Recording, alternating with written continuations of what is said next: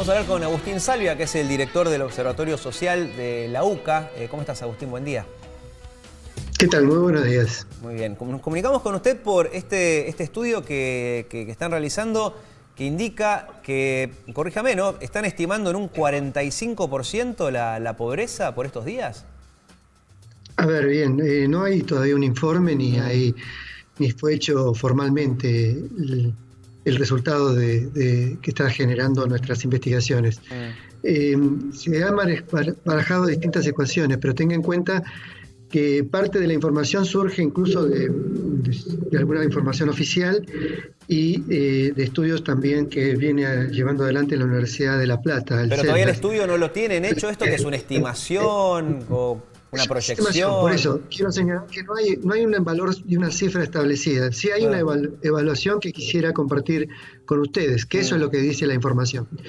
La evaluación es, terminamos el año 2019 en el cuarto trimestre del año con 38% de pobreza. 35,5% fue el promedio semestral, pero el último trimestre del año, según la información oficial del INDEC, fue de 38%. Al Observatorio de la Deuda Social, en su propia encuesta, que es distinta, le dio 40,8%. Pero este fue el final del año pasado y los 2 meses siguientes, enero y febrero, no tuvieron grandes cambios. En marzo devino el proceso de cuarentena, el 20 de marzo, y comenzó el aislamiento, y eso generó un shock importante de empobrecimiento. Es ahí donde se calcula que el primer shock habría tenido un aumento entre 5 y 6 puntos porcentuales de incremento de la pobreza, inmediatamente afectando sobre todo al sector informal, por un aumento del empobrecimiento por la caída de la actividad de producción de bienes y servicios y una caída también inicial de los sectores de las clases medias bajas vinculados a una actividad cuasi informal o cuenta propia. Claro. Este shock no afectó todavía al sector asalariado en forma importante, pero esto fue hasta el 30 de marzo. ¿Qué ocurrió en abril? Bueno, en abril, es ahí donde se está planteando que la pobreza habría tenido un shock inicial de 45% en el aumento.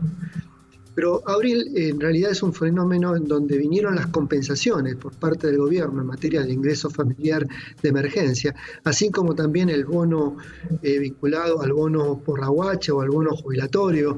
Devino también el cobro de las jubilaciones del 10%, 12% de aumento de las jubilaciones, y comenzaron las medidas de pago parcial de los salarios del sector formal, que en realidad va a venir esto en los primeros días de mayo. Sí. Pero ¿qué generó abril, que es importante como aumento de la pobreza todavía no estimada? Que es que comenzaron a cerrar establecimientos que que difícilmente muchas pequeñas y medianas empresas van a poder pagar el salario completo de los trabajadores. De hecho, se espera que no lo hagan, aunque el gobierno va a cubrir parte, pero no necesariamente el sector privado va a poder cubrir el resto, lo cual va a generar un empobrecimiento de los segmentos de las clases medias, de obreros y empleados asalariados, incluso del sector formal. Claro. Eso todavía Agustín, no está estimado. La percepción en general, ¿no?, de quienes no hacemos estudios como hacen ustedes, es que, a diferencia de otras crisis, pues este país tiene un montón, por ejemplo, las crisis, no sé, la última del 2001 golpeó sobre todo a los pobres. Lo que vemos en esta es que, además de los pobres, que siempre son golpeados, hay mucha clase media que en este caso también lo va a sufrir y que, a diferencia del 2001, en donde uno medio que la veía venir y el empobrecimiento fue paulatino, rápido, pero con una proyección, acá es de golpe, de febrero a marzo o de marzo a abril, dejaste de recibir o la mitad del ingreso o el 70%. Ustedes que hacen estudios más cualitativos, a diferencia del INDEC que es más cuantitativo, ¿notan esto de la clase media golpeada? Sí, justamente, hay 2 fenómenos que están ocurriendo distintos tal vez del periodo 2001-2002.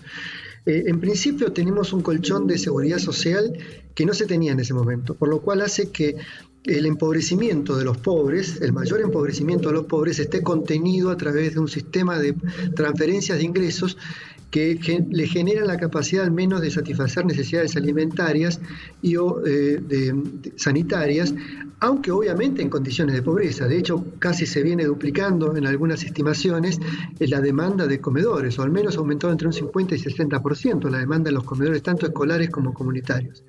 Esto marca que el sector más pobre está de alguna manera asistido o contenido, ya sea por el sistema de la seguridad social, los programas sociales, los ingresos de emergencia, como por el sistema municipal o social o educativo, escolar, que protege alimentariamente.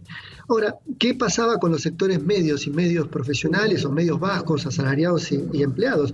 Ahí no había protección social más que el empleo. Y este shock inicial, si bien los empobrece, no los hizo caer en la pobreza, pero sí la situación actual, Claro. donde efectivamente el segundo momento es la caída de los ingresos corrientes, constantes, regulares, que ya no solamente tiene un cuenta propia cuasi formal o un cuenta propia no calificado, sino que ya es el cuenta propia calificado, el cuenta propia profesional, el obrero o empleado con cierta calificación en empresas formales, los que van a experimentar esta caída en la pobreza, y que efectivamente el problema no va a ser solamente el shock, sino qué pasa el día después. Claro, Porque el día ahí después, está el tema. Es muy difícil levantarse porque hay rubros que directamente quedaron anulados.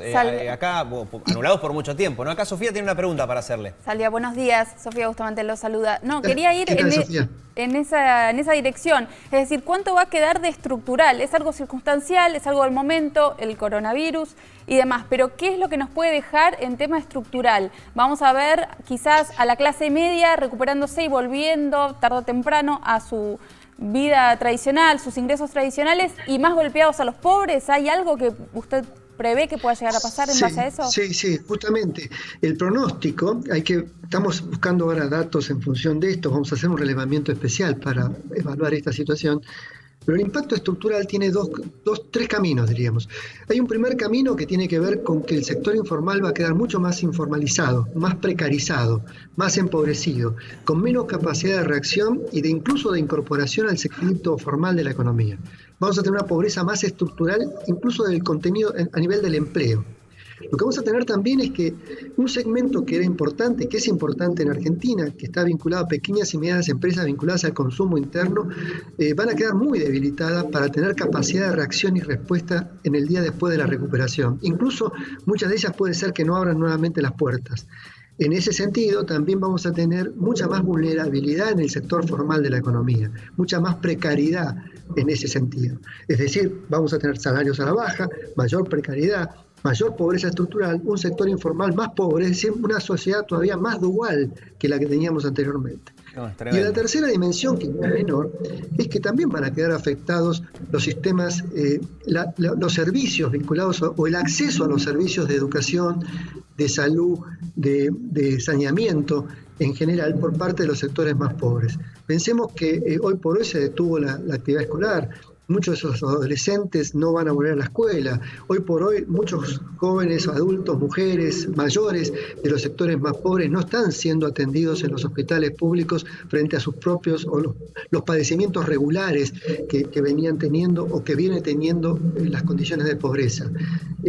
La inversión que hacen los hogares en materia de mejoramiento de su propia vivienda o de su propio hábitat también ha quedado detenido. Es decir, tenemos condiciones de vida, calidad de vida, incluso empobrecida. No solamente ingresos a la baja, sino calidades de vida que van a quedar marcadas por esta pandemia y esta cuarentena.